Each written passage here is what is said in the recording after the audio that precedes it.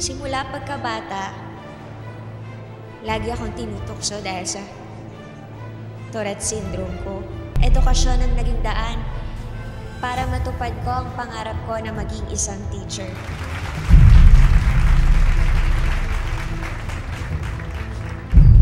Hindi ko kasi kayang talikuran yung bukasyon ko dito.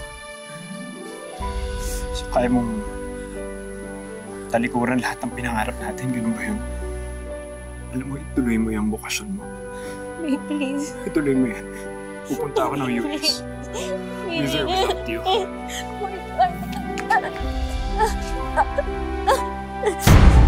I'm sorry, pero you don't look like na magtatagal ka dito. C squared plus B squared. Ano ba? Mahiya naman kayo kay Mama. Masama ang pagtawanan ng kapansanan ng iba. Shut up!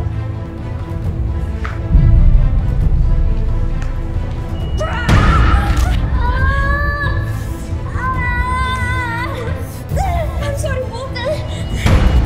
Hindi naman namin kasalanan na marami kang extra movements. Hana, ano ba? Sama-sama ko talaga eh, no? Totoo naman yung sinasabi ko eh. In the first place, hindi naman talaga siya dapat nagtuturo dito dahil may diferensya siya. Hana! Sumasabra ka na ata!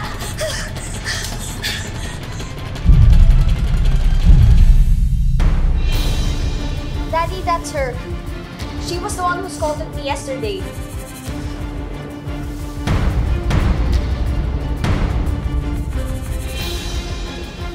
Martin?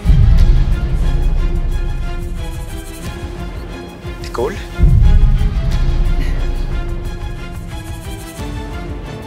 Teka, magkakilala kayo?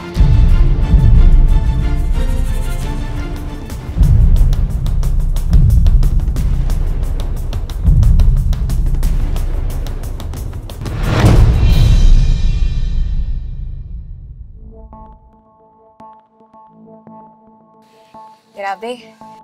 Ang tagal na pala nating hindi nagkita. Kamusta ka na? Eto, pabalik-balik galing States. May mga businesses kasi ako doon, tapos dito sa Pilipinas.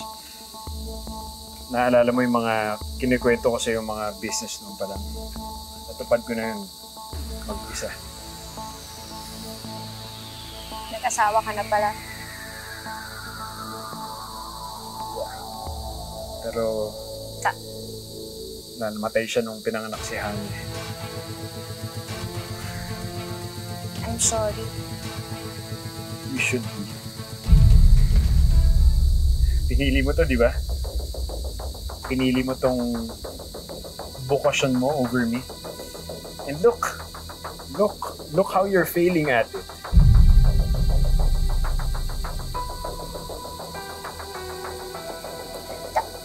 Tungkol pala kay Hana, ginagawa ko na kasi lahat para maayos siya. Pwede bang ikaw na ang kumausap sa kanya? Ang tigas kasi talaga ng ulo niya eh. Goal. Walang problema si Hana. Baka yung pagtuturo mo yung problema. You know, if you can't handle your students, baka dapat wala ka dito. Baka mali yung bukasyon na napili mo.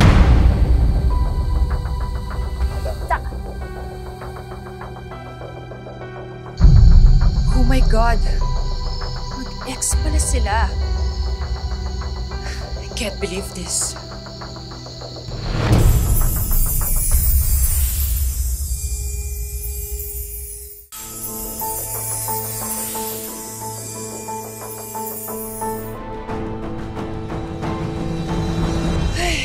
Imagine, nagkagusto si Sir Martin dun sa Nicole na yun. Lagi pa naman ako nagpaparibond. Yun ang pala yung gusto niya. Yung may diferensya. So yun pala ang dahilan. Kaya pala, todo defend mo kay Hana dahil may gusto ka kay Sir Martin. Alam mo, hindi ka lang pala walang kwentang teacher eh. Chismosa ka pa. Hindi ako chismosa. Mabuti akong teacher ka. Ikaw, puro kalandian niyang iniisip mo. Ako, estudyante ang priority ko at gusto ko silang protektahan. Anong sinabi mo? Ha? Ano dito? Bastos ka? Ha? Ang tensyon na mawawala ka dito sa eskwelahan ko. Malaki talaga pagkakamali. Tinanggap ka dito eh. Ha? Bastos! Wala kang karapatang maging teacher mga katulad mo! Yes!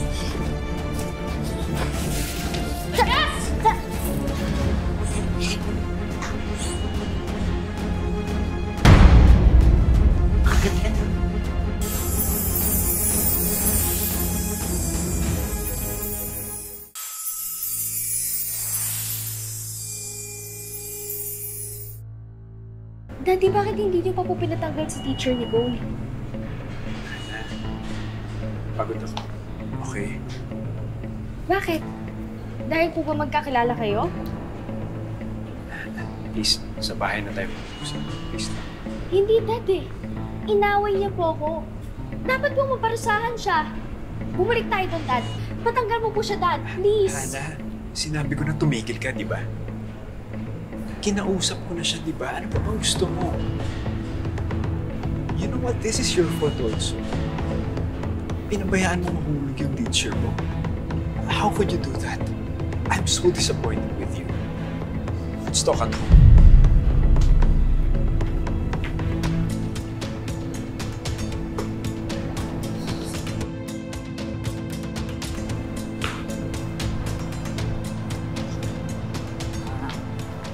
Aubrey, gusto ko lang humingi ng sorry sa'yo.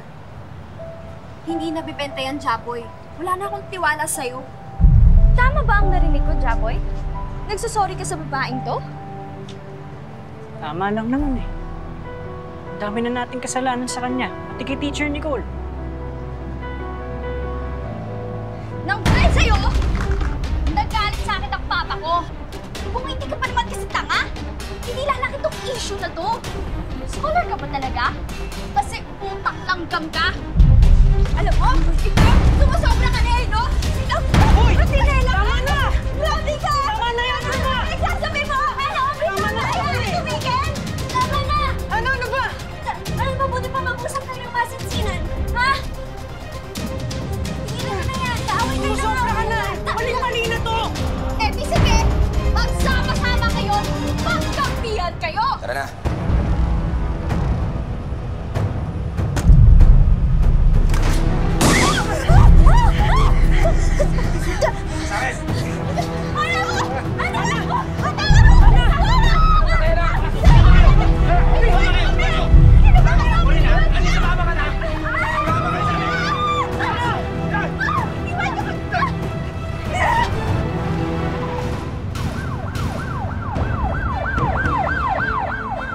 Miss Pearl, bakit niyo pinabayaan yung anak ko? Ano ba klaseng pagpapatakbo ginagawa niyo dito?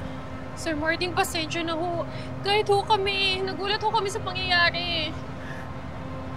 O, pag may nangyari sa anak ko, idedemanda ko kayo. Actually, sir, hindi lang naman ho yung mga bata yung nakuha nila eh. Pati ho si Teacher Nicole. Ano?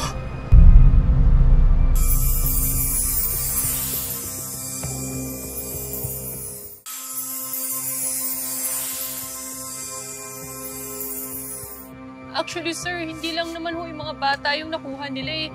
Pati ho si Teacher Nicole. Ano?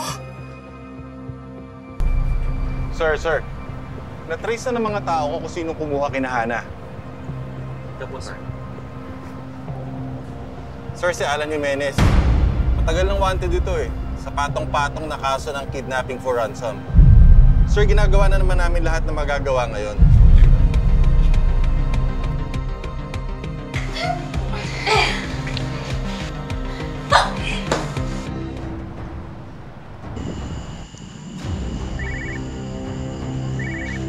Ano?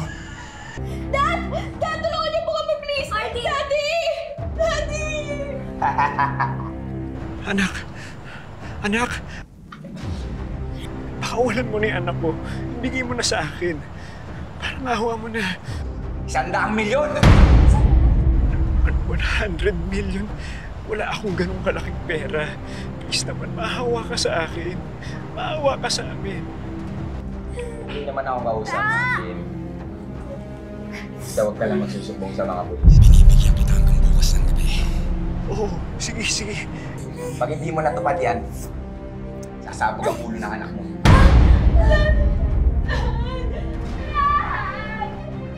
Pati ng mga kaibigan niya. Huwag kayong maingay kung hindi sasabi niyo mga buho niyo!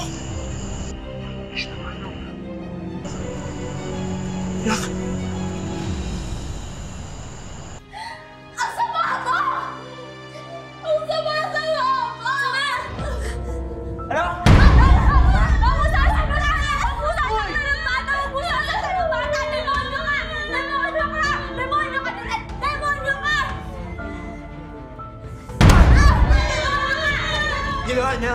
Ginawa niya!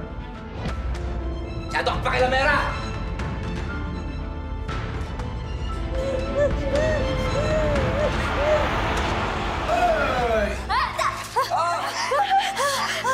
Baka busog kayo sa tubig dahil hindi na kayo kakain! Wala kayong kadalaga! Okay lang kayo? Ma'am Nicole. Ma'am Nicole. Sana po hindi na lang po ako pinagtanggol. Sinaktan pa po tuloy nila kayo. Hana, hindi ko naman nahayaan na nasaktan niya kayo. Kaya, di bali na ako. Ano na po mangyayari sa atin? Sigurado ko, ligtas tayo dito. Hindi tayo pababayaan.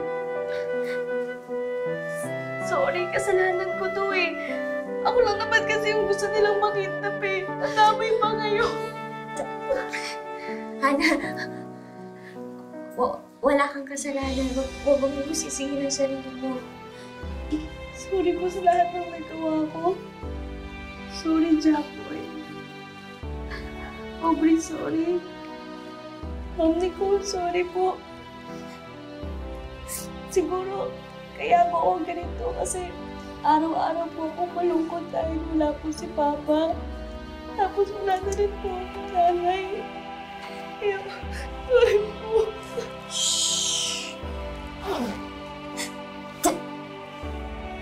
Hana, hindi totoo wala kang mami. Nandito ako. Ako ang teacher mo. Ako ang pangalawang mommy mo. Kaya huwag kayong matakot, ha? Huwag kayong matakot. Hindi ko hahayaang may mangyari masama sa inyo. Huwag ka umiyak. Shhh!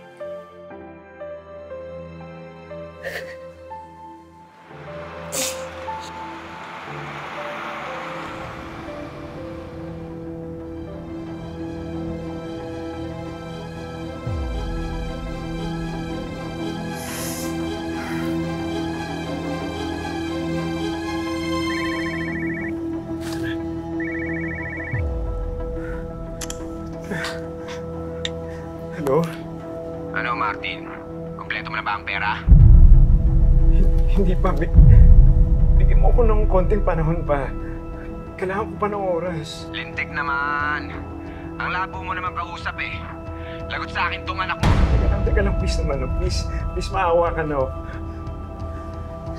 Diyos ko. Please. Mr. Morales, meron na kaming nakuhang informant. Meron na tayong idea kung nasaan nagtatago ang mga kidnappers.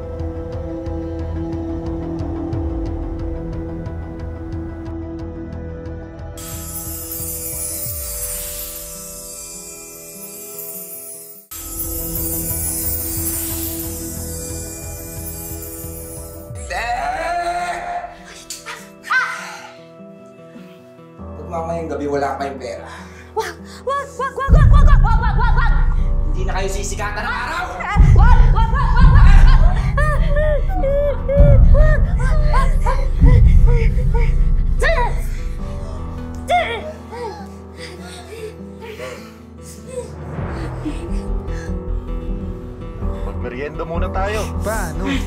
naman tumakas yung mga yan. Di tatakas yan. Takot lang nila.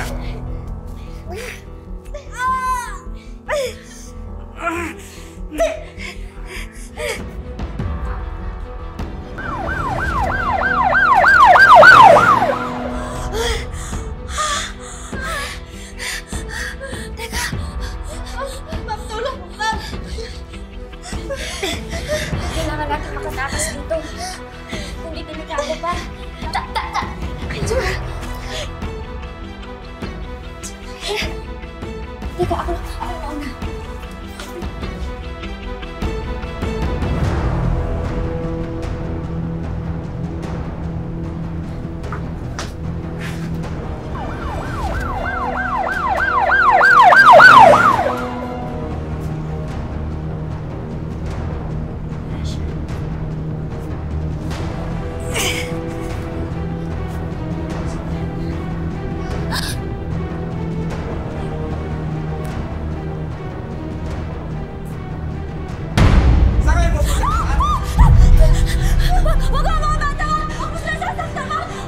Meron ka talaga eh, no? Alvin, dapa! Alvin, dapa! Dapa! Dapa! Nicole! Tulong! Nicole!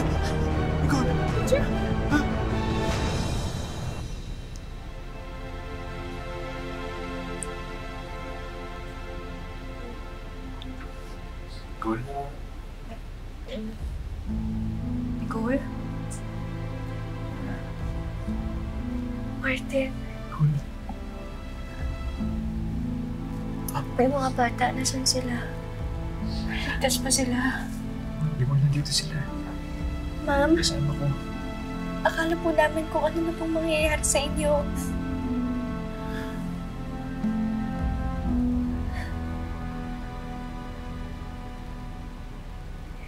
Ang importante, ligtas kayo. Ikwinento nila sa amin ang lahat kung paano mo sila protektahan sa resort. Pasensya na kung minaliit kita noon. Hindi ka lang basta isang teacher. Isa kang bayani.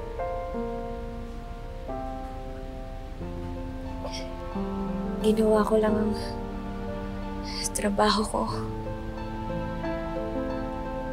Ang maging ina sa mga estudyante ko.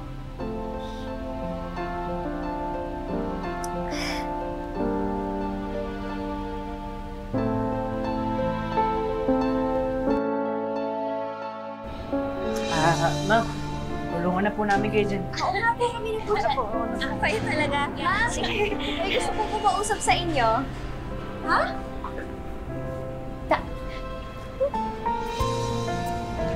Nicole.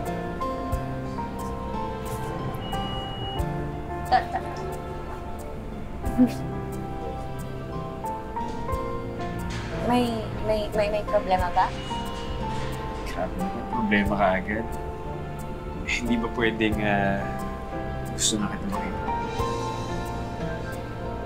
At nagpapakasakali rin ako na pwede kitang maaya mag-dinner.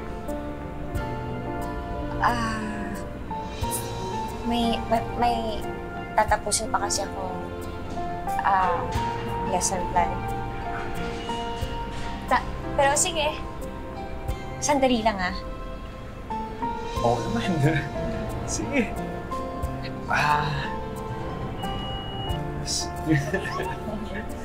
Tara, tita kita.